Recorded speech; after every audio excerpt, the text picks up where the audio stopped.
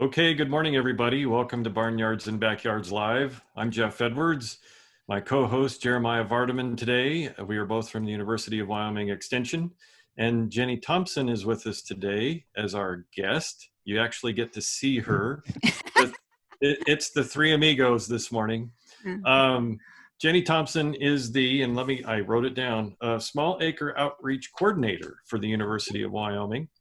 And we've done some previous shows on native plants, but we're going to focus on them a little bit more today on starting them, if I understand correctly. Right, Jenny? And growing them in gardens. All right. And before I forget, which I usually do, and Jeremiah reminds me, for those of you on Zoom, if you use your cursor and scroll over and you would like to make a comment and chat or have a question, please use the Q&A or the chat buttons. Jeremiah will be following those and bring your questions forward. And for those of you who are following us on Facebook, I have the duty of watching the Facebook comment area. And if you have questions or would like to add a comment, please use the comment box in Facebook. And I will bring that information over to Jenny and we'll get to your questions as we can. So I think for many days in a row, I have not got this correct. I think I might've got everything correct today. We're nailed. Sound I think like we're it. ready to go. Yeah. Cool. So yeah, just encourage everybody just participate and send in your questions as we go. That's why we're here. This is why we're doing it. And we really enjoy it when Jeff and I don't have to try and come up with questions on our own. So, but with that, let's turn it over to you, Jenny. All righty. Let's go ahead and just get started. I'm going to share out my presentation. And so I'm very happy to be here. When we had Dorothy Tuthill talk the other day about wildflowers, a lot of the questions that came in were, how do I grow these? And so we thought we'd have a little bit of information for you on wildflowers, native plants, and how to grow them in the garden, and different ones that can be grown. So we're going to spend a lot of our time talking about plants. But before I get started, as Jeff said, I'm the Small Acreage Outreach Coordinator. I serve our Small Acreage Outreach Project, which most people know is by Barnyards and Backyards. It consists of the University of Wyoming Extension, State Forestry, Conservation Districts, Weed and Pest, NRCS, Wyoming Department of Ag, Audubon, Wyoming, and more. So this is just one of the things that we do in Barnyards and Backyards, is try to get information out to folks on better gardening, among other different topics. So what I wanted to start out first was a couple little things that I've learned through the years about native plants. And I wanted to share with you to try and give you an idea about growing them if you haven't before. The one thing I wanted to say was some don't play well with others. So what I mean by that is it depends where you're going to grow them. So I grow a lot of my native plants, and you're going to see in this presentation that a lot of the native plants are in beds along with non-native plants. And so if you're going to grow plants in those situations, you want plants that play well with others and aren't really aggressive and don't spread out, either by a whole lot of seed, or more likely is to have running roots that go everywhere. And so, but if you're growing them in, say, an area where you have a lot of grass, you want to kind of more like a wildflower meadow kind of thing, then those plants usually work okay there. Many of our native plants are drought adapted and like full sun. So if you have a shady garden, your plants that you get to choose from are going to be a little more limited. Some need regular water, others will not. When you think about where native plants grow in our state, they grow in a whole bunch of different places. Some have hardly any water at all. Others are riparian plants that grow along streams and rivers. But almost all of them will need care until established. So even if they're supposed to be really water-wise, they need some extra care if you're transplanting them into your garden. And then another thing to keep in mind, which is a bit of an adjustment for a lot of people, is that some of our native plants are fairly short-lived. So if you have a plant in your garden, it may be dead in 3 years, but that's just natural. So it's kind of a different kind of shift in thinking. Others are fairly long-lived. So it just depends. So I'm going to basically jump straight into different plants. And one of the things to think about when you're choosing plants is native to where. So all plants are native to somewhere in the world, And if you think about where you're interested in having them come from, it will give you a better idea on whether you're going to be able to find them in nurseries as plants or whether you'll need to grow them from seed. So do you want them to be native to the US, native to the Western US, native to the Rocky Mountain region, native to Wyoming and the surrounding states around it, just native to Wyoming, just native to your county that you live in, or do you want the exact plants that used to be in the exact place that you're living before it got disturbed? So Jenny, with that, knowing where you want those native plants to come from, or what your scope is, right, of what is native to you and what you're trying to go for, what do I need to know about, or what are the pros and cons of to knowing those where different levels? Yeah. So usually the biggest pro and con, the pro is they're probably going to be well adapted to where you're at, the narrower you make it, right? But the con is that it's harder to find plants the narrower you make it. So if I just wanted to do ones that were growing in my county and I wanted to purchase plants from a nursery, I'd have a lot fewer plants to pick from than if I, say, went with plants from the Rocky Mountain region. That kind of broadens your palette of plants that you have to choose from. Okay. But you can overcome that by growing them from seed. So, and I'll talk about that later, which reminds me that I wanted to say how I've structured this is we're going to talk about plants that you're more likely to find in a nursery first, and then if that's all you're interested in, you can leave. But we'll try to go on and talk about some that are less common that you can raise from seed yourself, and it's really not that hard. But we'll talk a little bit about those later. So that's how I've broken to raising it from seed. Yeah. Yep.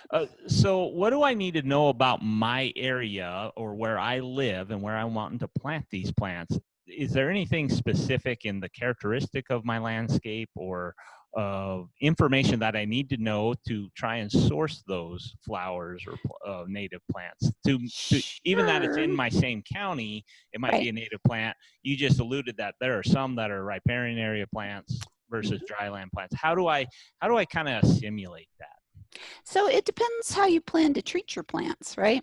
So if you plan to water, then you can grow more different types of plants. If you really want to be strict about it and you plan not to water at all, and you're just going to be going off natural precip, that's once again going to shrink the number of plants that you can grow.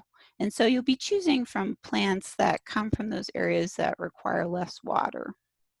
So it gets a bit complicated. A lot of the native plants that are in the nurseries, it's not complicated because they're fairly well adapted to a wide variety of situations. But a lot of them that are in the nurseries aren't going to be the rare ones that die if you water them a little too much.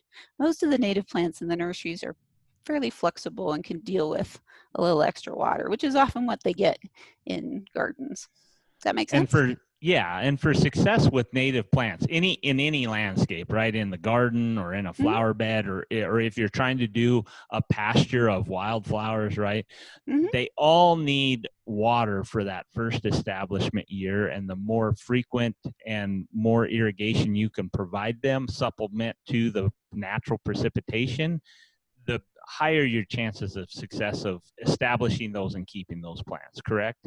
Yeah, it's kind of interesting because along with that, so all plants need care, even the xeric ones when you first plant them, because they've basically been through this type of trauma, right? Because you ripped them out of their pot and you're fooling around with their roots and sticking them in there. So they need a little extra TLC till they get established and get their roots in and are able to get to the natural occurring water.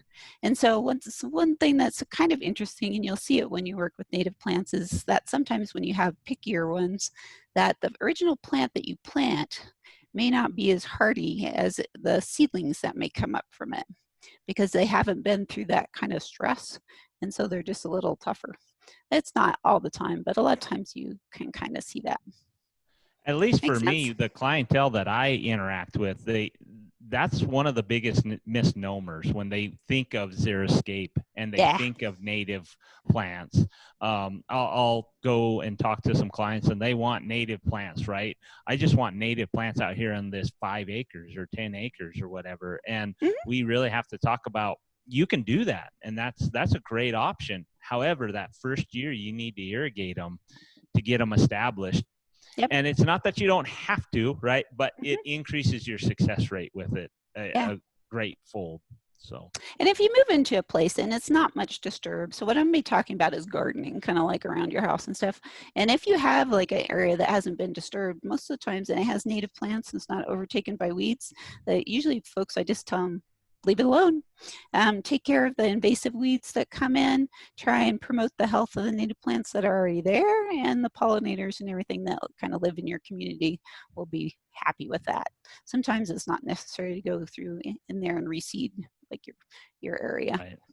Tear it up and then reseed again. Try and Yeah, encourage what's that's already hard. there. It's Yeah. harder than just trying to promote the ones that are there.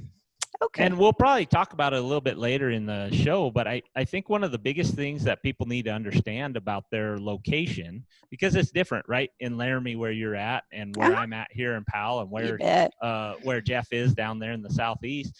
But the biggest one is elevation. To know close, what your elevation is of your site will help you select certain plants. And I think you're going to cover that a little bit later. Yeah, we'll talk about that a little bit when I get into seed. But also something one of my favorite writers in this area has said is that where plants are growing in nature gives you some clues about what they're going to do, but the growing in a garden is a whole different environment. And so plants are more adaptable sometimes than you think they might be. So all right, the first plant I wanted to talk about is one that grows and blooms in early spring, and this is one of the phloxes. We have many different phloxes in Wyoming that grow all across our state, and this is one of the few ones that you're likely to find in the nursery trade in a greenhouse, that kind of thing. This is Phlox kelsey. It's called Lemhi Purple is the variety that you might see for sale. And it's a real short guy. It's often grows in irrigated meadows on kind of hummocks. So it can take more drought than you think, but it also appreciates some moisture if it can get it.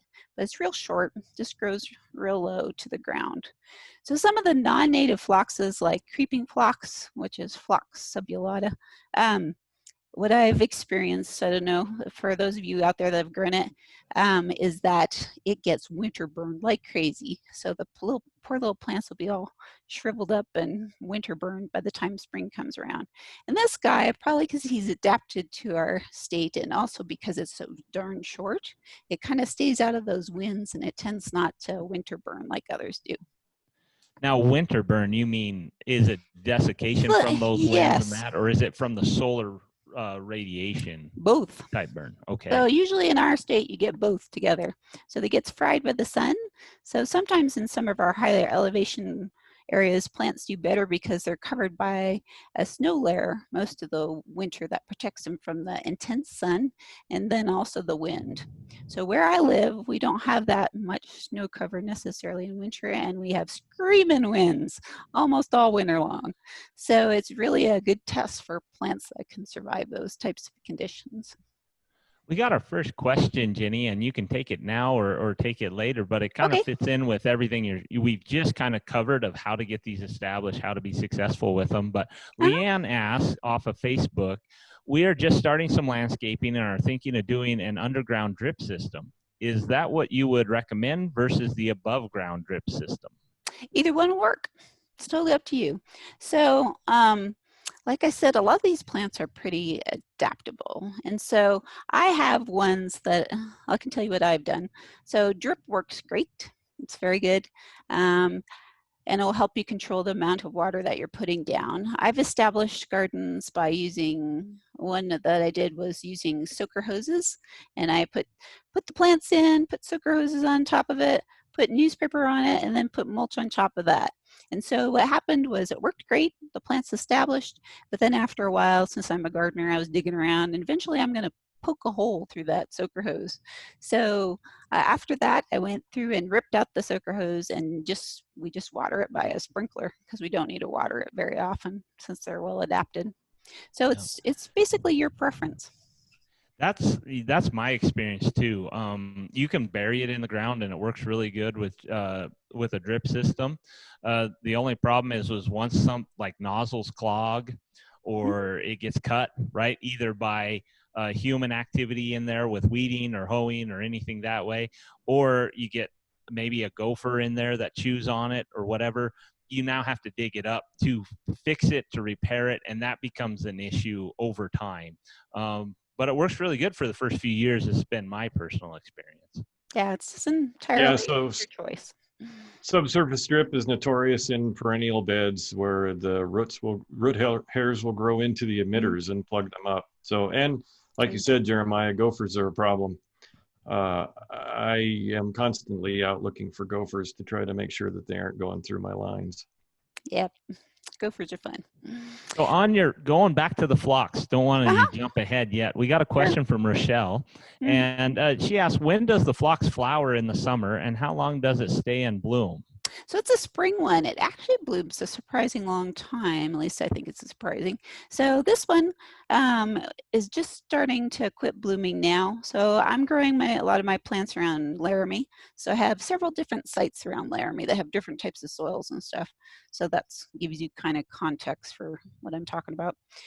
So this one is just ending now, and it's been blooming for probably about a month, which is kind of unusually long for a lot of plants. Great. Yeah, so that's a great springtime plant. It's kind of one of the first flowers to come out, correct?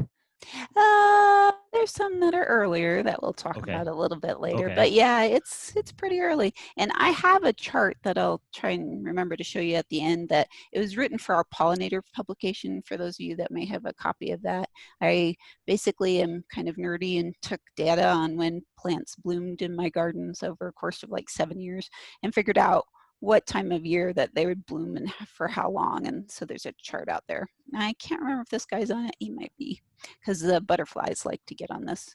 So the painted ladies will come and drink nectar from these. The next one I wanted to talk about was pussy toes. It's another short little squirt. You'll find pussy toes growing out anytime you're out on the range all across Wyoming. If you look down, you're very likely to see some kind of pussy toes. So they're cute little plants. They're mainly grown for their foliage, this kind of gray foliage on the bottom. And it works really well as a ground cover. So there's one that's in the trade that's called McClintock. So that's usually, you can find that at nurseries, and other times you can find other ones.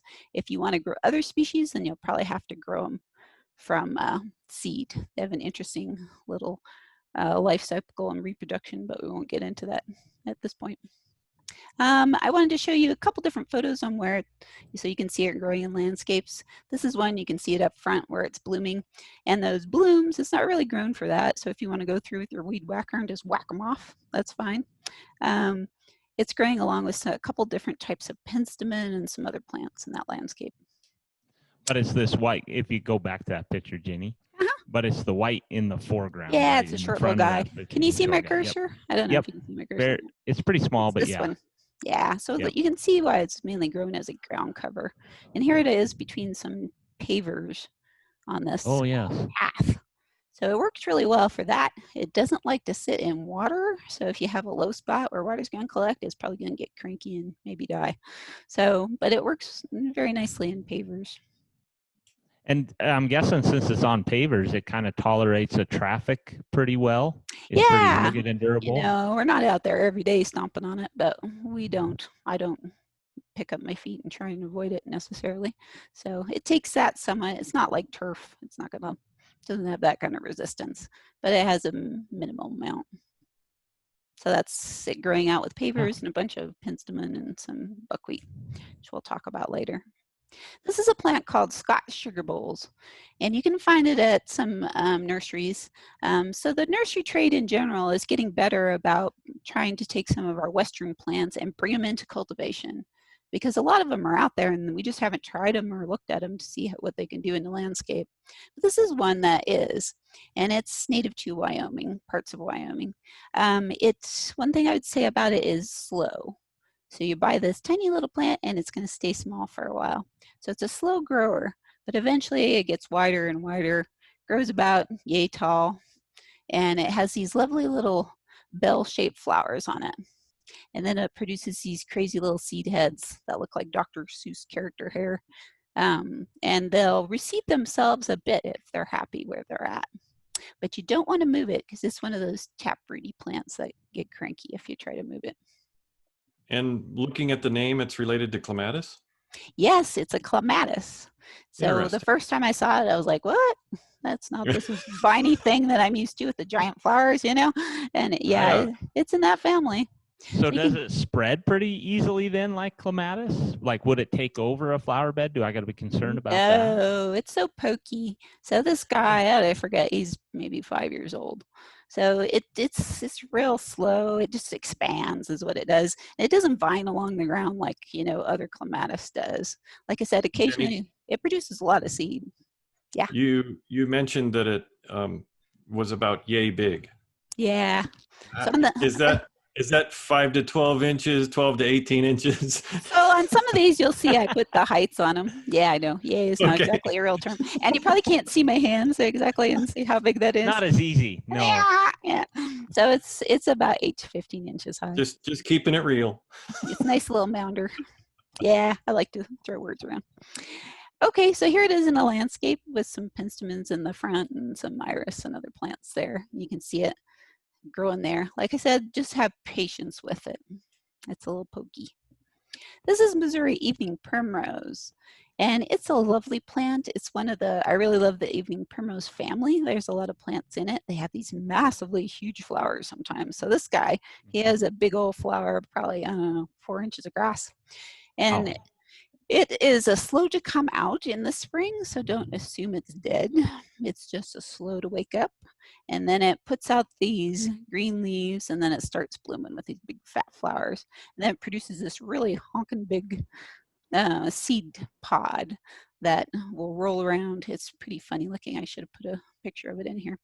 That'll roll around and it'll reseed itself a bit around the landscape. But it's This really is hardy. another real short, low-growing plant, though, as well. It's not terribly short. I didn't put the Okay. heights on this one, but it's probably, I'd guess about 10 inches maybe. Okay. So it's not totally flat, unlike that. Sure. I was just Phlox. thinking of the evening primroses that I've seen out in nature. They don't get Yes. too tall. And granted, with all native plants, if you give them a little bit of fertilizer and a little bit of watering, right, encouragement, they do get taller. Yep. But they're not going to get 12 foot tall. And this one is not necessarily in Wyoming, but it's in some of our surrounding states. And I put it in here. So later on in the talk, if we get to it, I have the white tufted evening primrose, which is the one we see all over the state. You don't find it as often in cultivation, so I'll talk about that one a little bit later. But one of the benefits of this one versus that one is this one tends to be pretty perennial in that it doesn't die, you know, within 3 years. Yeah. It kind of Doesn't die sticks back. around. Yeah. Great. Here it is in the landscape, so you can see it kind of here growing along. So that gives you kind of perspective of how tall it is versus the other plants around it. There's a bunch of plants growing back there. Are there? You say it's a late leafer or late to put on green. Are there other things in your landscape that are leafing out about the same time that people would be familiar with? So mine are just kind of, so it's not necessarily leafing out because all the top growth dies back. It's back to the crown. So the crown is starting to, the pieces are starting to merge about right now in Laramie. So they're just coming out of the ground. They're about this tall right now. So they've just started. So that must be like 3 or 4 inches, I'm speculating. Is this tall? Okay. I should hold a ruler. If you hold your hands closer to your camera, it looks bigger than what it is. I should have a ruler attached to my head that when I do this, you'll know what I'm talking about. So anyways, but I just trying to think of I just thought maybe a point of reference. Yes. It was flow that people might be able to recognize. Oh, hey, I need to wait just a little bit longer. Yeah. All I'd say is don't give up until midsummer. If it hasn't come up by then, it's probably dead. Okay. But before then, you still have a chance. Here's another one in the garden as well. This is the same guy, except for it's a subspecies, and it has slightly thinner leaves, and looks like it was just recently watered, so it looks a little bit bedraggled. But it's called Enithera macrocarpa fremonti. Sorry for those scientific language. But the fremonti is the part that you look for, and I think it's called Fremont's evening primrose, but I might be wrong. We got a question for you, Jenny, from Anna on Facebook. Can the native tufted Wyoming primrose be transplanted easily, or does it have a taproot as well? It has a taproot. So you can get them sometimes when they're small. So with those native plants with taproots, a lot of them so I don't dig up a lot of plants from the wild. And one of the reasons, among others, is it's usually death for a lot of them because they have taproots. And if you bust that taproot, you pretty much, the show's over. But that one and some of the other taprooted ones, if you can get them when they're little seedlings, then you can possibly move them around. And get their roots. And if you are going to collect them from the native, most likely you need to try and get them from permission from a private property to translocate them. So if you have a landowner, a friend that has them growing on their property, you can ask them if you can get seed from them or dig up a plant. Instead of a shovel, you need a backhoe. For some of them, there's some that are worse, but that one's fairly taprooted.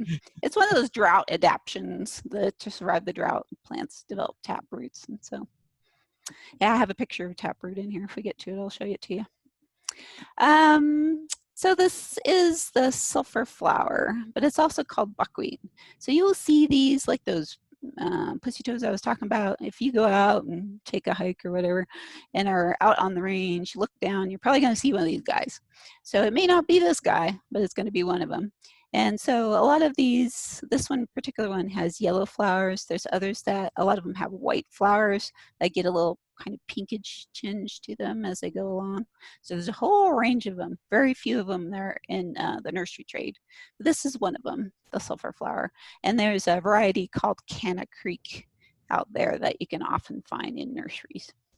So it's a kind of cool plant. It starts out and has these kind of chartreuse yellow flowers, and then it fades into this kind of orangey color, which goes really well with those sandstone pavers in the back.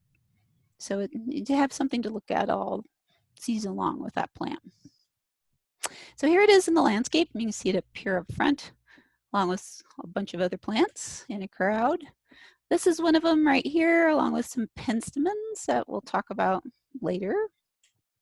And here it is in a mob with a bunch of pink dianthus. This is dianthus firewitch. This is the Eriogonum canum creek right here. There's some moonshine yarrow. There's some firecracker penstemon in the back, and a bunch of catmints. You kind of broke up there, Jenny. Did you say you do some moonshining? No, I wouldn't know where to start. Moonshining yarrow? Is that what you said? Yes, this is particularly yarrow. So a lot of the yarrows are crazy spreaders. They spread like mad. So it's one of those native plants. If you do the native yarrow, it is a spreader. It is vigorous. So it does it by rhizomes. You know, it runs under the ground, and then it also produces a fair amount of seed. So this is one that's in cultivation. It's not a native one. It's called moonshine yarrow, and it's one of the few clumpers that tends to stay in a clump rather than running across the landscape and driving you crazy.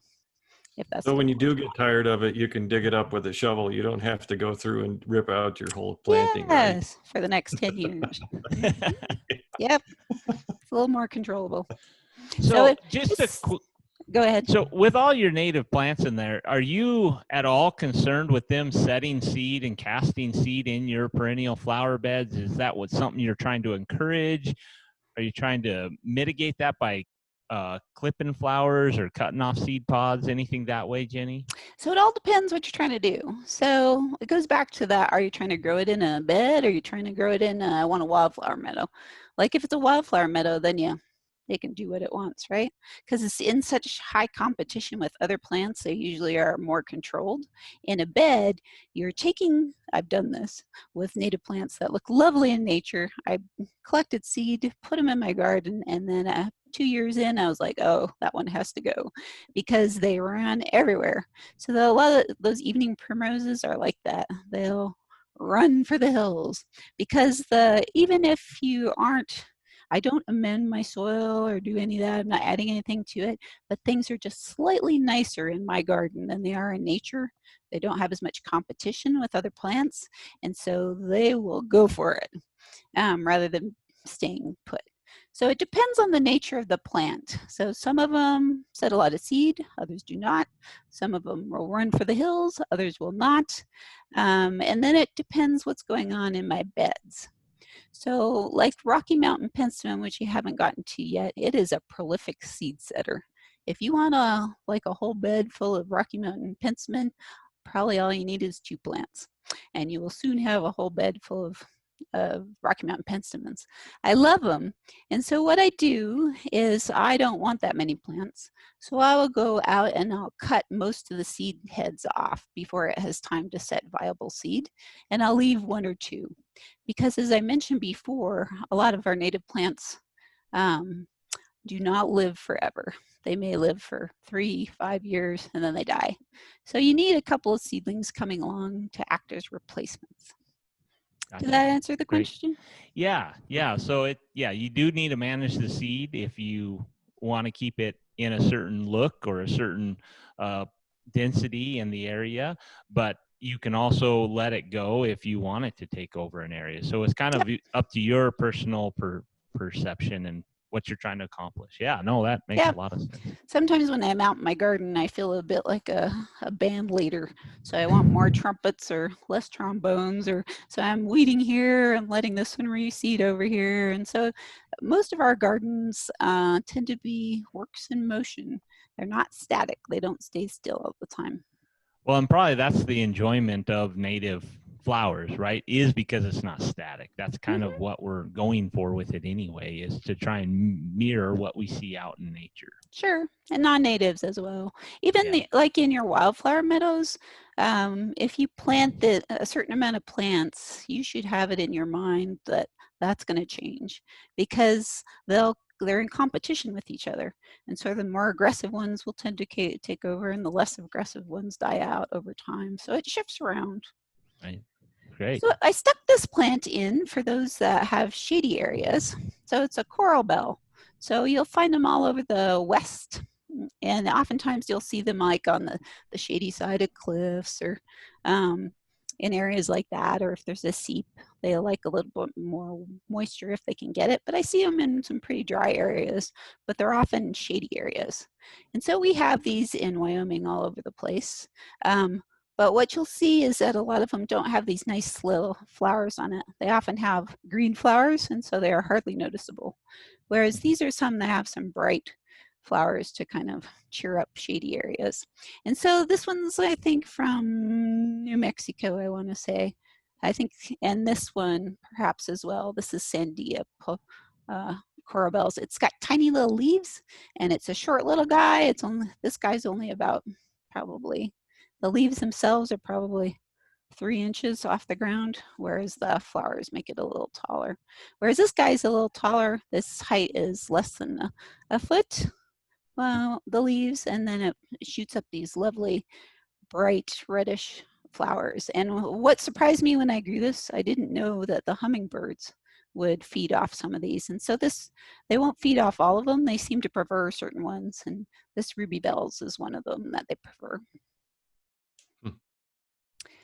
So here's penstemon. So we could have done a whole show on penstemon, but I spared you that. So, but there are a whole lot of penstemons to choose from. There are awful lot. Before the end of the season, Jenny, it'll be a whole penstemon show. I don't know. That might be too much for anybody. So, but a lot of them are fairly easy to grow from seed, and you'll find some in the nurseries. They grow all the way from these little creepers that just carpet the ground to these tall guys that are like 4 feet tall when they're in bloom. That's Palmer's penstemon. And so some of those are called beard stung. We talked about with Dorothy Tuthill, right? Yep, it's totally interchangeable. You can say penstemon or beard tongue, and you're talking the same thing. And they're called that because they have they look kind of like, the flowers look kind of like snapdragons, except for they have this hairy bit that comes out on the bottom, like your tongue on a plant. Yep. So that's why they're called beard tongue. And instead of hairy tongue, they called it beard stung. Yes. This makes no sense whatsoever. Yes. Right, no sense. There's actually one that's called beautiful, like fuzzy tongue, beard tongue, which I think is just too much. It's there you go. That's names for you. This is a pine leaf penstemon growing in this is a landscape in the Casper in front of the extension office there. So you can see they really can be nice plants. Now, So I've heard go that ahead. penstemon, Jenny, are sometimes are frequently the first plants that will establish in disturbed places. They Is can that be. correct? Okay. They can be. They do like disturbance. Probably because it gives them a place to put their seed, and then they don't necessarily like a lot of competition. So when that something has been disturbed, the competition's gone. So they can, if the seed's there in the soil, they'll move in and to the area. They aren't rhizomatous like fireweed or something that would creep along and grow, but they do Yeah. kick out a lot of seed. And this is one you'll see a lot across the West in our state. It's called Rocky Mountain penstemon. It's a lovely plant. You can see it's pretty upright, but it is a prolific seed producer. So but it's super easy to control. So sorry about that. If you don't want it to produce seed and seed around your place and get a whole bunch of new plants, all you have to do is as soon as it's done blooming, you go out and just cut it down to about there.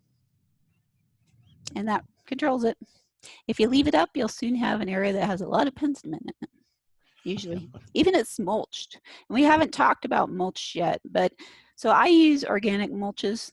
In that, by organic, I mean it's not rock. It tends to be shredded up things, like shredded up bark or shredded up trees or whatever. Wood chips or something along that lines, yeah. And we have a question about soil amendment, just like what you're talking about with mulch here.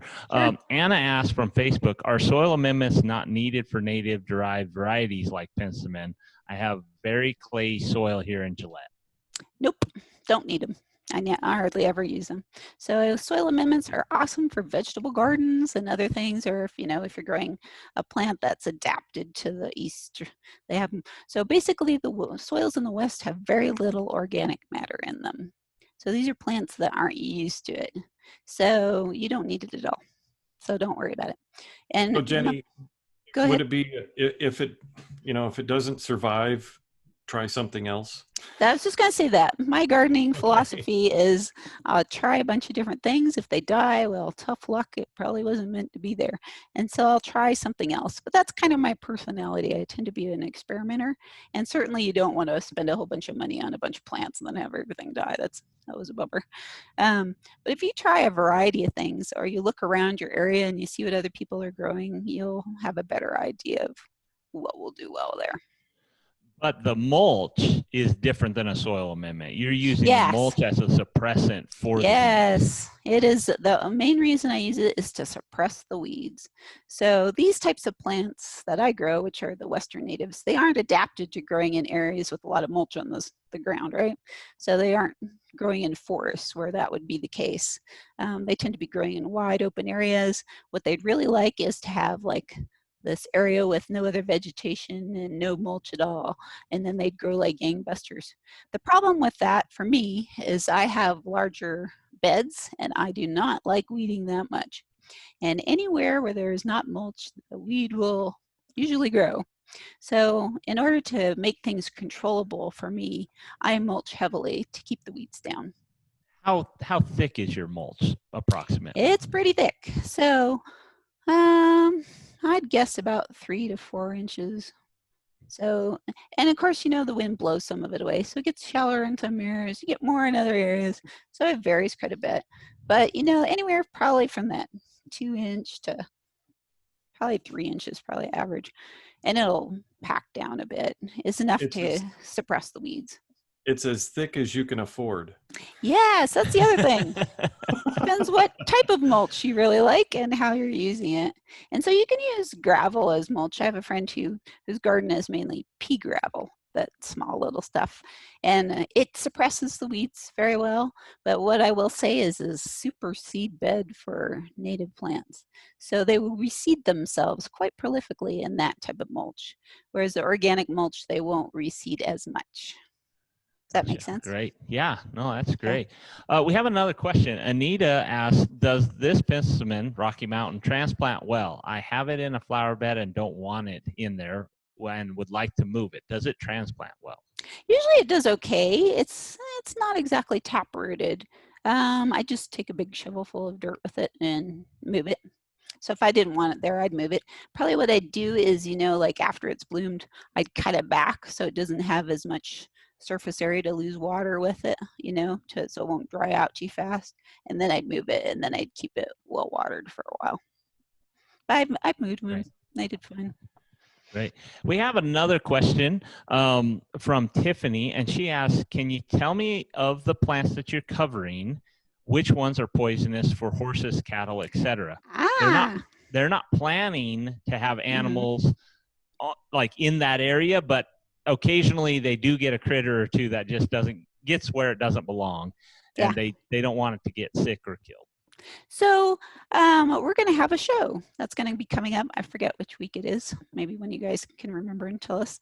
But we're going to be having a show that's just about toxic plants. And they're going to talk mainly about native plants. So that's something to keep in mind. So the ones I've shown thus far, I don't think any of those have any known toxic properties. If we get to one that's particularly toxic, I'll try to remember to mention it. It's something to think about, but also something to think about is it depends when the animal's in there, and if they have other forage, they're not going to usually eat toxic plants if there aren't better things around to eat, if that makes sense. So if you just have one plant in there that's toxic, it's unlikely to necessarily kill an animal. They usually need a certain dose, and they need to want to eat it. So the reason a lot of our native plants are toxic is that it's basically chemical warfare. They can't move anywhere. They can't run away from predators. So one of the few things that's available to them is to produce chemicals to keep away herbivores. And oftentimes that's insects, but it can affect animals as well. Right. No, I think that was a great question. And definitely if you're looking at that wildflower meadow, it might not work as well to have the wildflower meadow and use it as a horse pasture. So you really got to just look at the plants that you're planning to put in there to make sure that they're not toxic. But those are good comments. Yeah, the animal is not going to selectively pick that toxic plant unless it's kind of the only thing it has available to eat, kind of last resort type thing.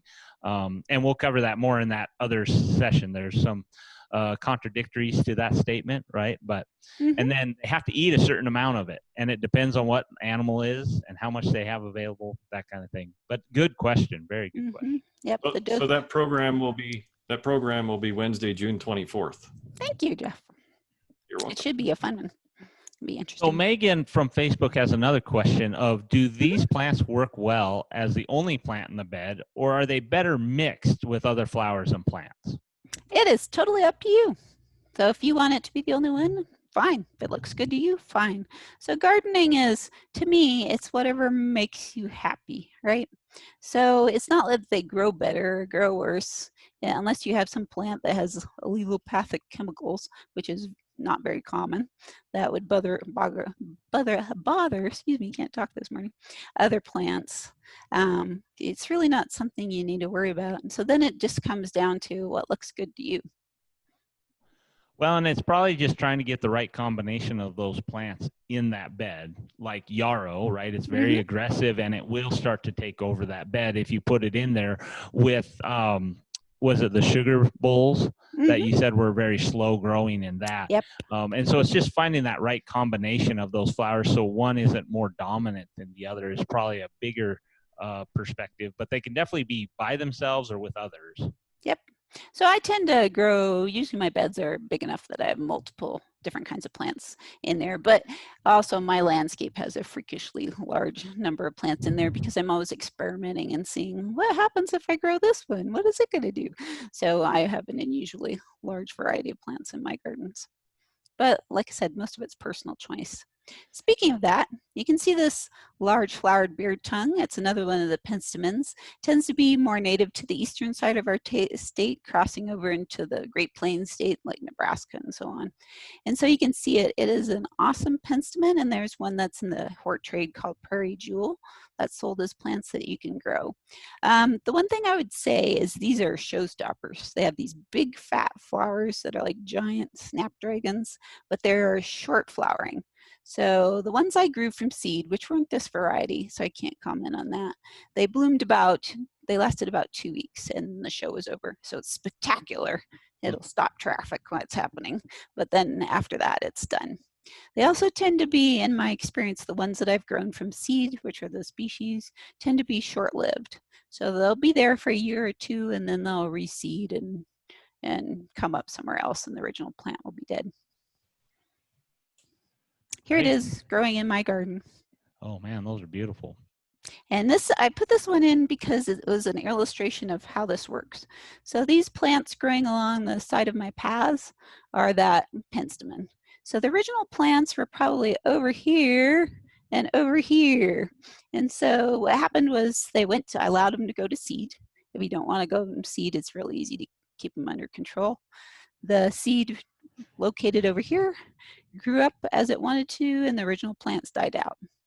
So like we mentioned before, everything's shifting around all the time. Here's another of our penstemons. So this is firecracker penstemon. It's more native to like Colorado and those sort of states. And I put it in here because we don't have many, or if any, red penstemons in Wyoming. And so this is a great one to have in your garden. It's really attractive to the hummingbirds. They love it. So they'll be all buzzing around visiting this. So I don't have a hummingbird feeder because I find I don't have as many hummingbirds visit at the beginning of the season, but as the season progresses and these penstemons start to bloom, I have tons that come and visit. So here it is in the landscape, this spiky guy with the red flowers, that's that firecracker penstemon. And so it likes to reseed too, so several of these ones in the middle of the path, they got there because it reseeded there.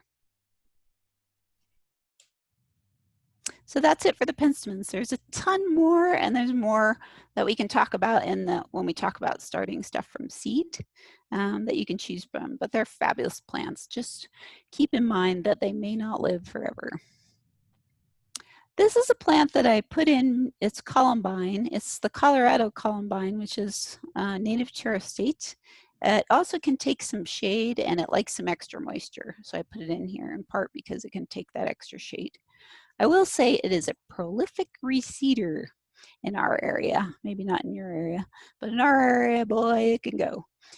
So if you don't want it to spread. It is in mine as well. Is that right, in Torrington? Yeah.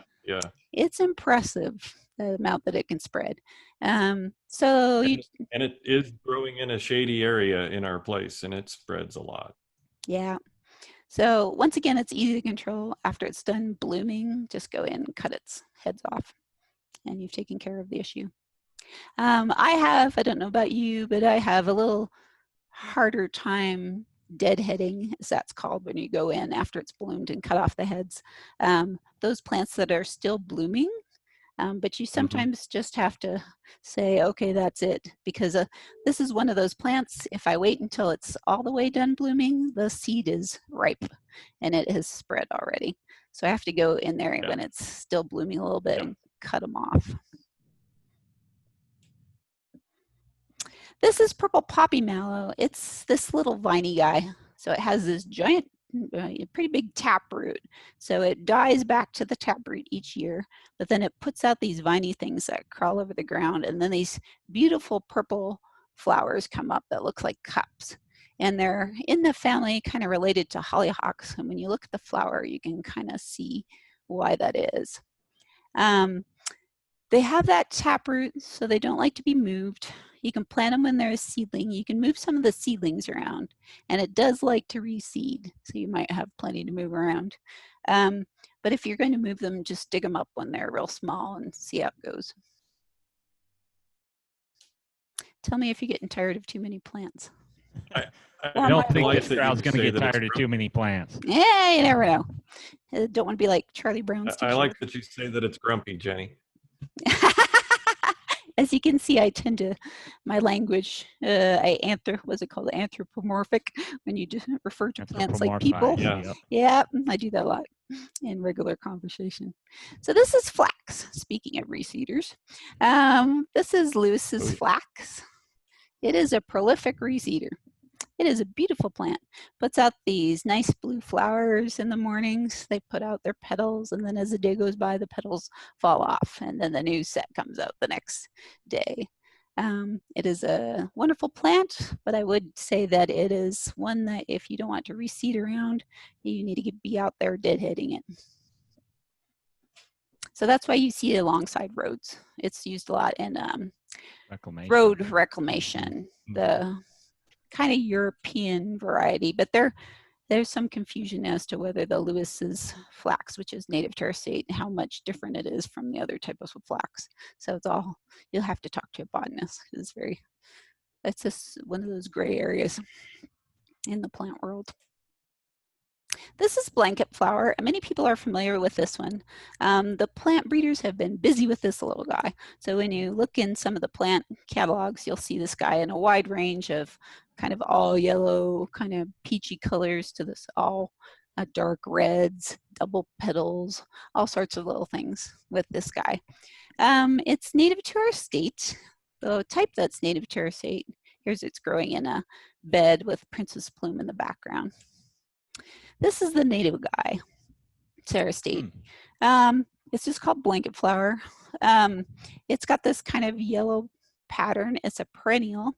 And so what the plant breeders have done is that with some of those varieties, they've crossed this guy with another guy that's from the more southern US, like Texas and stuff, called Gaillardia pulchella. And they crossed them too, and they get all these different varieties that come out of that cross. So it depends what you're looking for. If you want to get one in the nursery that's a cross or one that's the straight species. I have grown the straight species. Here it is in the garden. And I eventually decided I wasn't going to have them in there anymore. And the reason is, and once again, this is one of those ones I'd love to have like in a wildflower meadow. It'd be great there. Never watered. It'd do well. It likes to reseed, which I knew already. But what I found out when I planted this guy was that it's rhizomatous. So it has little kind of root-like things that travel. And so it'll travel and pop up here, travel and pop up here. And so it's a pretty good spreader. And so, like I said, I'd love it in a wildflower kind of meadow situation, but in a bed, it's a little too aggressive for me. And so I decided I want to remove it. It's a fun plant. I like to see the bees and stuff that visit it. And it also, it turns out, gets powdery mildew, which is also something I didn't know. I didn't know that. When I started growing it, it was kind of funny. And it may be that way, if it's in a meadow type situation and it's never watered, maybe it won't get it. I don't know. But in the beds, it did. But it's a heavy pollinator. It really drives the pollinators to it, especially a lot of diverse bees. At least I saw. Jeff did a pollinator research plot, and I monitored that for him. And that was what, 3 years ago or something, Jeff? Probably longer than that, Jeremiah. Oh, don't go Time there. flies. Anyway, but yeah, we saw, I saw longhorn bees on there, and alkali bees and sweat bees and leafcutter bees. I mean, just about every bee visited it. It was really neat to see the diversity just on that one plant. Yeah, and a lot of those cultivated ones, you'll see those bees as well. So a lot of the cultivated ones, in part, they're chosen to not do some of the things this guy was doing. And so they're a little more well-behaved, though some people dislike even some of the cultivated ones because they spread around a bit too much. But yeah, those bees are fantastic. It's fun to watch. This is wild 4 o'clock. So it's a little bit down into Colorado. It's this particular species. It comes up from a giant taproot. It's one of those taprooted guys. And it can grow into a pretty big clump. I've seen some that are, I don't know, 4 feet across. So it can get pretty big. It comes up a little slower in the spring, and it has these big purple flowers. And it can reseed depending on what you like, the type of mulch that you have and stuff like that. Which reminds me, one of the things I wanted to show, let me get out here, is some resources. So if you're going to say, where is this plant native to in the US? We have a couple of resources on our native plants page on the Barnyards and Backyards site that can help you. So if you go under our identification section, and we have a link to the USDA plants database, and that'll pull up this database that the USDA runs that lists almost all our native plants across the US, and probably some non-native ones as well. Yes, it has non-natives. So what you can do is you can type in the scientific or common name. You can click this to do a common name. You can poke this and pull up one. And so this is the Mirabilis, the genus of that 4 o'clock. And then, so usually it comes up like this. And then if you click this little tab, it says subordinate taxa, it shows you all these. These are all the different species that can be found in the US. And so what you can do, I'm gonna pull up one for Townsendia. No, actually, I'll go back to the Mirabilis. If you go in here, let's look for our Mirabilis multiflora. It's right here. We'll poke on it. Pulls up another map. And then if you get closer on the map, you can make it larger and larger. And then you can see what counties it's in. It's been reported to be in. So it may be in other counties and just hasn't been reported to be in there yet. These are the counties that they've found it in. So you can look at the Wyoming one and you can see which counties something is in. So this is Easter daisy. It's another plant, we haven't talked about it yet.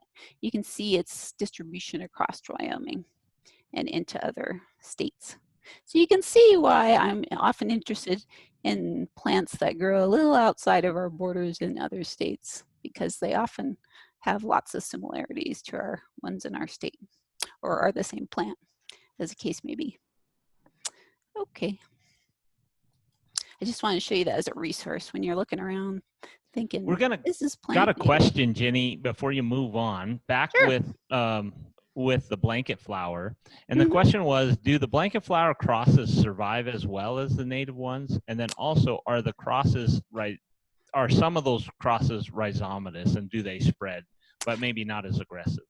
Right. I haven't tried them all out, so I can't say whether they're how much portion are. I think some of them are a little bit rhizomatous, but not to the degree that I was seeing with that native one. Then what was the other question? Oh, if it's as hardy. Yeah, they're usually equally hardy. So they vary, but you'll see it in the plant description whether they're hardy or not, but most of them should do fine in our state. They're also a little easier to get your hands on, which is also useful. Okay, I thought I'd mention milkweed briefly. There's quite a few species of milkweed in our state. And this goes back to some being toxic to livestock. So some of these are toxic to livestock. They support monarch butterflies, though we're not really in the monarch flyway like some other states are. We occasionally get them as visitors. Perhaps Jeff can mention more about it. But don't be disappointed if you planted milkweed and don't get any takers in the monarchs. It's just because we're not so much in their range. Well, and you never know. So our horticulturist up here in Park County, Bobby Holder, she has found monarch butterfly eggs on her milkweed the past few years. Cool. On her property. So yeah, even though we're not in the normal flyway, don't be too surprised. They could be utilized. Yep. Insects, you know, they move each year. They have main pathways they go, and then if there are weather events and stuff, they shift around a bit. So I have milkweed around my property and was surprised to see very early this year monarchs landing on it to lay their eggs. So well, there you go.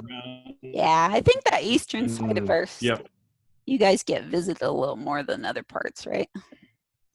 Cool. But so talking about the toxic plants, like we have common milkweed, or showy milkweed is what it's also called up here, and it's in a lot of the pastures in the area, and people have horses out in the middle of those, and milkweed, if you get too much of it in horses, is toxic to them. But those horses don't select it. They just don't even want to eat it, and those horses are out there year round. So I wouldn't want to eat it. It's got this kind of milky latex. A lot of those toxic plants probably taste pretty bad. Not all of them, but a fair number of them. And so this is one of the more common milkweeds we have in the state. It has these big fat leaves and stuff. And so the issues with toxicity, I researched this a little bit because I was curious about it. It was that some of the more narrow leaf species were getting into hay. And that was more where it was an issue because the animals couldn't see them and pick them out. So they'd ingest them kind of by accident as they're eating hay. Especially in a hay, they don't have the choice of selecting for Yes. it or against it. It's just kind of all there. So yeah. So you can see this one has giant fat leaves. I would say, so this one I would not grow in a bed. It is super vigorous, to put it mildly. So it travels by rhizomes and also reseeds a lot. So I would probably stick to other ones. And so the one in the middle is the one that most people think of, the butterfly weed. It's Asclepias tuberosa. And the one thing I would say about it is in Laramie, it's like on the edge of hardiness. So we're at 7,200 feet. So I've grown probably 30 plants from different seed sources over the years, and I probably have about 5 that are still alive, just because it doesn't seem to be quite hardy enough for our areas. But down in Torrington, I think, Jeff, do you grow this or know people that grow this in your area? I have seen it, yes. So I would think it'd be a lot more successful there. So the one that is more cold hardy is this. It's called swamp milkweed. It's called Asclepias incarnata. And you'll see both of these in the hort trade. And this guy is more cold hardy. And so in our area, it survives just fine. And you'll find named varieties of this in the hort industry. So where are we at with our time? I think we're about up. We're at 11 o'clock right now. So, yep. Yeah, so I think I'll skip some of these other ones that are easy to find in horticulture. I'll mention briefly. So this one's black-eyed Susan that you can often find in horticulture. As you can see, I think I've planted 1 or 2 plants, and I have more than that here. So it is a vigorous reseeder. If you get it, it is a lovely plant. So there it is in the landscape. This is prairie coneflower. It's another one of our prairie natives. It is gorgeous. It comes in a kind of yellow form and then a red one as well. It also likes to reseed. We have this one very common in Torrington area. Yeah, I see it as I travel down our hill and start to enter Laramie County. I'll start seeing this guy. Is this different or the same as Mexican hat? That's the same. That's another name for it. Yeah, it's, for me up in Laramie, it's been fairly short-lived, but it reseeds itself, sometimes quite a bit. So depending where you have it, whether it's mulched or not, it's a nice plant. There it is in the landscape. And I think this might be the last one for the more common ones. It's hummingbird trumpet. It comes from the western side of our state. It is a short little guy, about, I don't know, maybe 8 inches. And it creeps under the ground. It is rhizomatous. It doesn't creep real fast, but it creeps along. And when you're shopping for these guys, this is one of the ones where you want to pay attention to the scientific name, that Garretti, because a lot of these hummingbird trumpets that you see in cultivation in the hort trade are California ones, and they aren't hardy enough for our area. All right, there it is. So what's worse, a slow creeper or a fast creeper, Jenny? A fast creeper. That was easy. A fast creeper. Okay. Definitely worse. So slow creepers, I can live with them, but fast creepers, not so much. But like Unless I said, you just don't want a creeper. That's right. You know, if you want a flower that stays put, any creeper's bad. So for those of you out there that were interested in those ones, you can easily find in the hort trade. That's where we're going to end with that one. But we have a couple of minutes, and I thought I'd briefly talk about some other ones that the more adventurous among you, or that like to raise plants from seed, can try. And it's really not that hard for a lot of them. And there's actually a few in here that are coming into the hort trade now, and we'll talk about those. Unless you guys want me to stop. Just tell me when to stop. No, let's go. Keep going, because I think people are interested. We'll see. This is the passflower. It's the native, let's see, it's the state flower, I think, of South Dakota. It's gorgeous. You'll see it when you're out hiking in our hills. And it's a lovely plant. You don't often find this particular species, the native species, in cultivation in the hort trade. So it's one of those ones you might want to start from seed yourself. It grows, and it's one of the earliest bloomers. You're talking about the, I forget which one we were talking about, whether it was an early bloomer.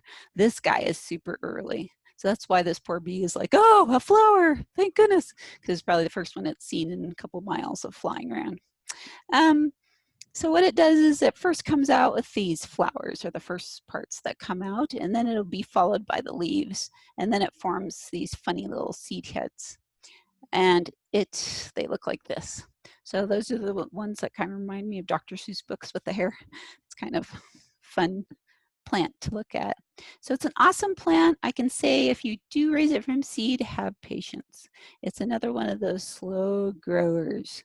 So it's going to be 3 years or so before it's going to start looking like this. This is a faster grower. It's an Easter daisy. They're the Townsendias. They are native all across our state. So that was that one map we were looking at. It was showing one of the Townsendias, its distribution. In fact, I think it was this one. So they're cute little guys. As you can see, they're in the sunflower family. So they look like asters or sunflowers. They have those types of flowers. And it blooms super early. So this year, this one fit its name and was blooming on Easter for me at 7,200 feet. So you can see if you're at a lower elevation, it would probably be blooming earlier. So there's a bunch of these to choose from. They're not that hard to start from seed, but they are cute little guys. So you could probably find plants if you looked real hard from rock garden nurseries because they appeal to rock gardeners because rock gardeners often like plants that are short. So this guy's only, I don't know, 2 inches tall maybe.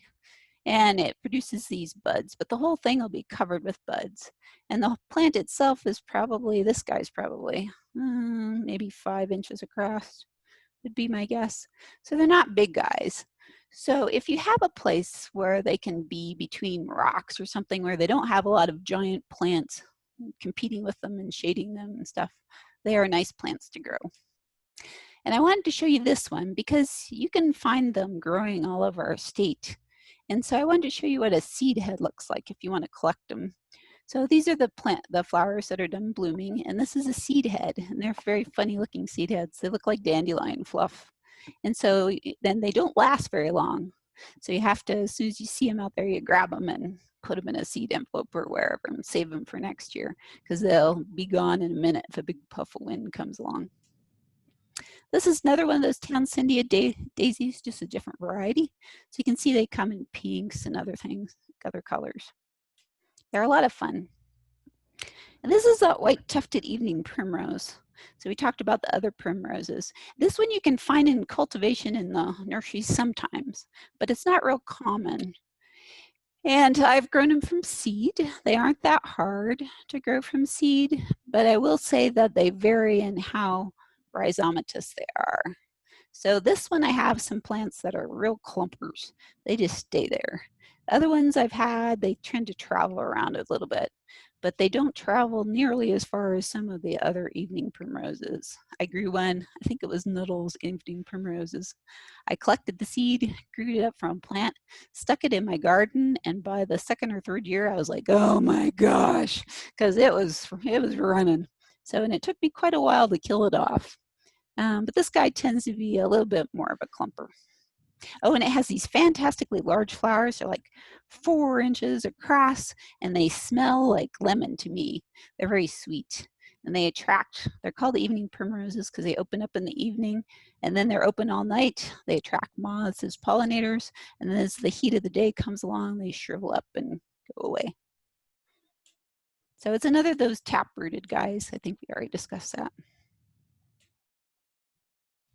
This is cutleaf daisy. It's super easy to grow, native in our state. It's another cute little guy. He's only about 3 inches tall or so. Super easy to start from seed. It is a prolific reseeder. So this is one of my areas between the flagstone. That's all that guy. All this green stuff and the little flowers are from this little daisy that's gone to seed. But it's cute. It's not rhizomatous. It's more a seed spreader. So it has a little tap root. You guys have any questions? I don't want people to fall asleep listening to my voice. Well, just and you're probably going to get to it, but just how to start from seed. Is there certain tricks or trades? Yeah. Let's jump to that before we hit any more plants because it's important. So a lot of raising native plants is actually very similar to raising other plants from seed. So if you've done that, you're in. It's not that much harder. The biggest difference is that some of our native plants, not all of them by any means, need cold stratification. So what cold stratification is it needs to go through a period of cold and moist for a couple of months usually before it gets potted up to grow up as a plant. And that period of going through the cold and moist helps break the dormancy that's in some seeds. So this is easy to do. You can do it by 2 or more ways. One way to do it, if you want to do it, is just plant it straight in the ground. And I find this a very difficult way of propagating. I think it's because I lose track of where they are and it gets covered with mulch and then they never germinate. So that's my problem with doing it planted in the ground. So other ways to do it are to put it in pots. You just pot it up like you would any other plant you're trying to grow, and then you shove it outside in January. And so like the north side of your house is a great place to do this. And this is my friend's. She has a bunch of pots of plants. She has this wire stuff over it trying to keep the critters out, because occasionally squirrels and stuff will get in there and dig around. So how I do it, the thing about this method is you have to wait until spring, possibly. I suppose you could bring them in, but I grow a lot of my plants under lights. And so I'm not patient enough to allow these guys to germinate outside naturally, but perhaps you are. So what I do is I do it in the refrigerator. So I take perlite, which is one of the things they add to potting mix, and I add water to it. I moisten it up so it's moist. I get little snack-sized Ziplocs. I write the name on it because I'll never remember who's who otherwise. I'll throw in the perlite into the bag, you know, like maybe a tablespoon or so, and then I throw in my seeds. And then I zip it up and I toss it in the refrigerator in my vegetable bin, and it stays there for the appropriate amount of time. So the main thing with this method is don't get it too wet. If you see water accumulating at the bottom, then it's probably got too much water in it. You need to tip it out because you don't want them to drown. So the perlite basically absorbs that water and just holds that moisture there next to the seed. Yeah, it's not very absorbative, but it keeps probably the water on the outside of the, so perlite is kind of popped rock. It's kind of like rock that was popped like a popcorn. And so it has little niches where the water can hang on to it.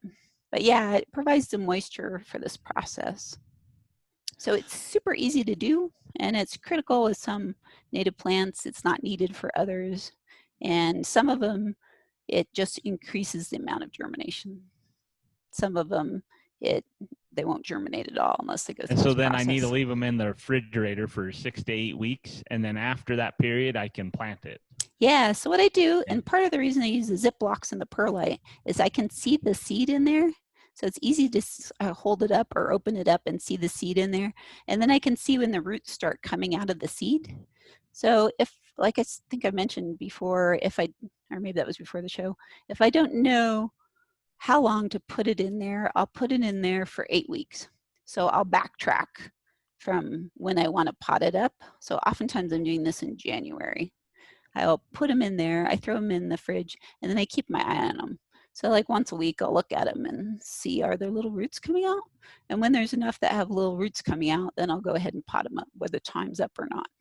I was going to ask if you could let it go longer, like 10 weeks or 12 weeks or anything that way. But if they're starting to germinate, then you need to be getting those out of there and into a actual soil then, correct? Yep, the clock has started when the roots start coming out. You know that the time's up, because if they stay in there too long, they will start to rot. So we have a question from Anna. What type of soil do you start native seeds in for best results? Oh, so I just use like a soil mix that I get from a nursery. And then sometimes we add a little sand to make it drain a little better. But oftentimes it's just the same stuff you'd use to start your tomatoes in. The main thing is that it doesn't stay too soggy, which most of those mixes won't.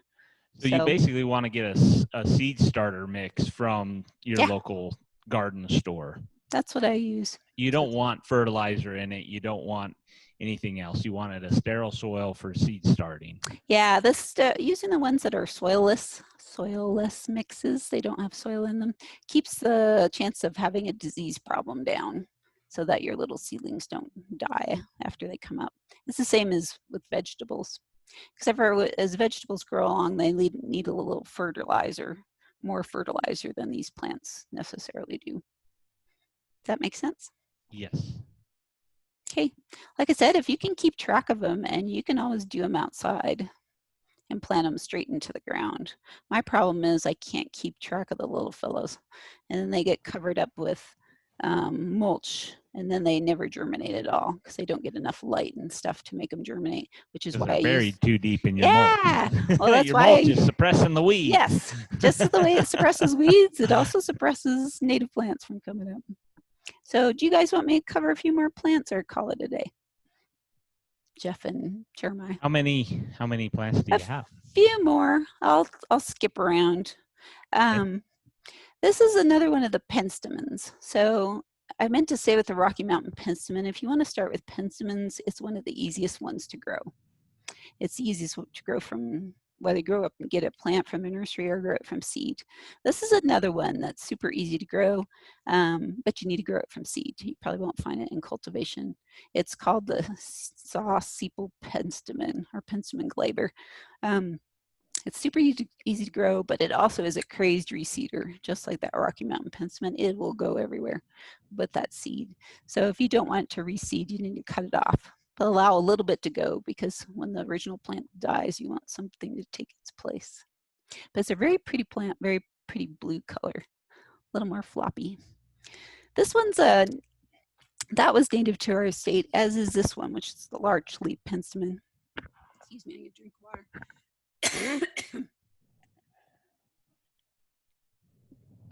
I'm not used to talking this much. You're supposed to be behind the screen, not even being seen, right? Yeah. Jenny's had enough. Yeah. Excuse me. This is a really short guy. He's only about probably 6 inches tall. Extremely cute. So extremely cute in rock gardens or other areas where it's not going to be covered up by a bunch of bigger plants. So this is another one you don't find in the nurseries, but you can grow it from the seed. It is super easy to grow. Probably the biggest challenge with it is not accidentally thinking it's, the way its leaves are so skinny, you might think it's a little grass plant or something and accidentally yank it up. It does reseed a lot. So I put it in this area. This is the white form. You can see this is this guy. This is Rocky Mountain penstemon. This is that glaber we just talked about, so you can get a feeling for the sizes. And it's now reseeded all in between the cracks in this particular path since I took this picture. This is another one that I stuck in here just because it can take a little bit of shade. It's called blue mist penstemon, whereas the other penstemons do not like shade very much at all. He's also a somewhat short guy, likes a little extra water, but grows well. You'll see him in the mountains as you're traveling up between the pine trees and stuff in little glades. And that's why they like the shade. It's probably a little bit more moisture. So Yeah. they do well on the north side of a house or on the east side of a house where they're not going to get full sun all the time. Yeah, this guy's on the east side of a house. I was going to say I wouldn't put him in deep shade or shade all the time because it probably still won't do well there. But it does better than other penstemons in the shade. I think okay, this one's in, I was going to skip over this one, but this one's actually in the trade now. It's in the hort trade. So this plant is probably, I'm bad with sizes, but I'd say he's probably 3 feet tall, maybe. He's a fairly large fella. And he has these super blue flowers. It's fantastic. And they've now brought it in the hort trade, and it's called Grand Mesa penstemon. So if you're interested in that one.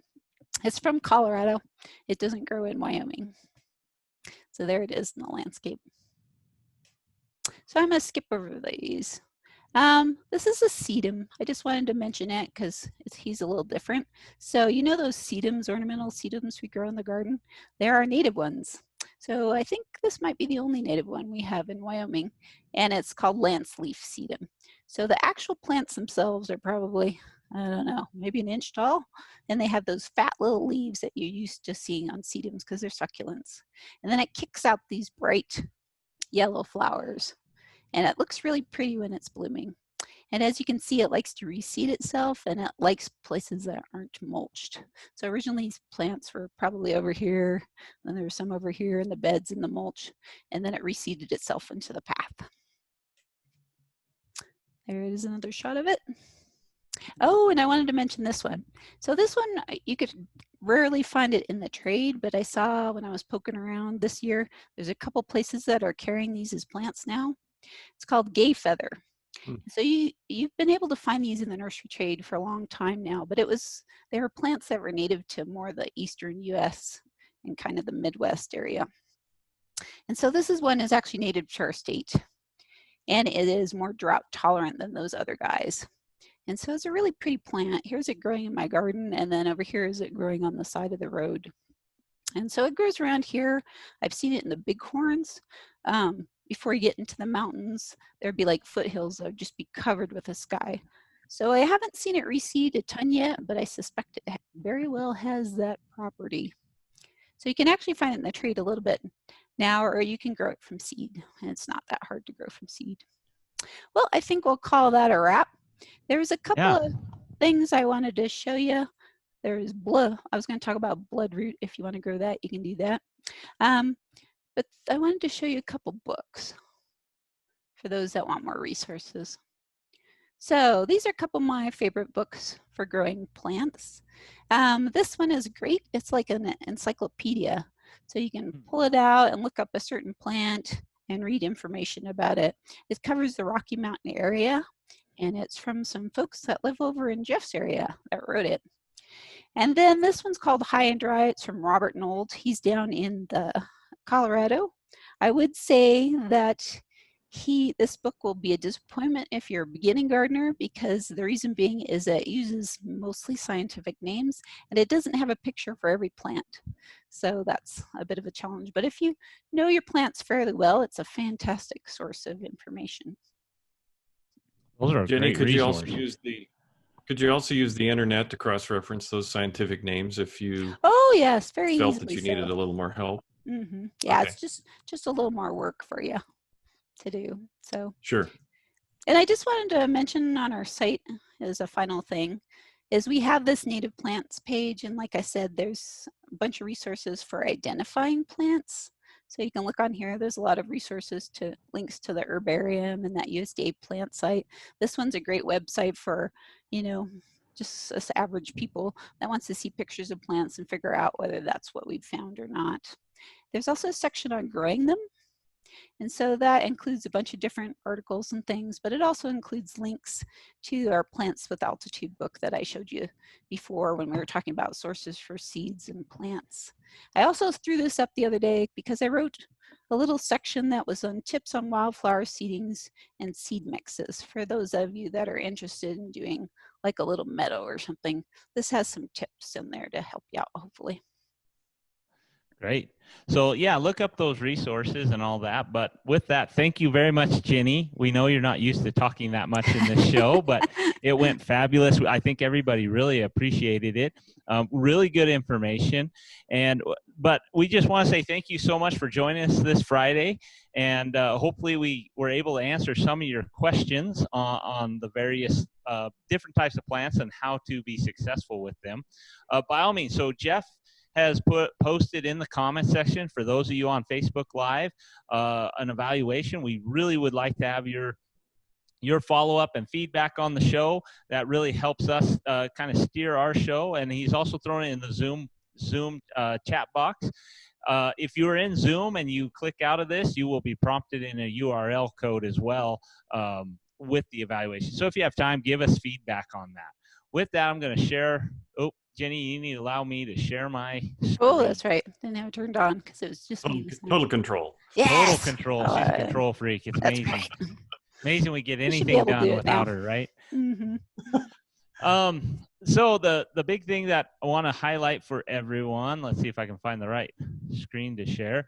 A lot of people have asked, oh, are you going to share this again, right? Oh, I missed a part of it or missed the beginning or the end of it. So we have recorded these shows so on the Barnyards Backyards website. So if you go to uwyo.edu Barnyard Backyard, it'll pull you up to the main screen, and you can scroll down, and all those links that Jenny was referencing are in here. So the treasure trove of information, click on that, take you to various different types of topical categories that you can go through. Then if you scroll down about midway, there's this Barnyards Backyards Live. You click that, and here is our schedule coming up for future shows, but then also the recordings. And then we try and throw the links in there for you that were referenced in the show at the same time. So look that up. This one's recorded. We will be editing and throwing it up there later. Then the other thing is always reach out to your extension office. That's your local extension office would be a great help for you. We have a lot of resources in those offices. And then we have connections to people like Jenny or Jeff or other people on campus to help you answer those questions. So if that local office doesn't know or doesn't have the resources at hand, we have people that will connect you through our network to help you out as much. So with that, thank you, everyone, for joining us and having a great discussion. We hope you have a great weekend, and we will see you next week.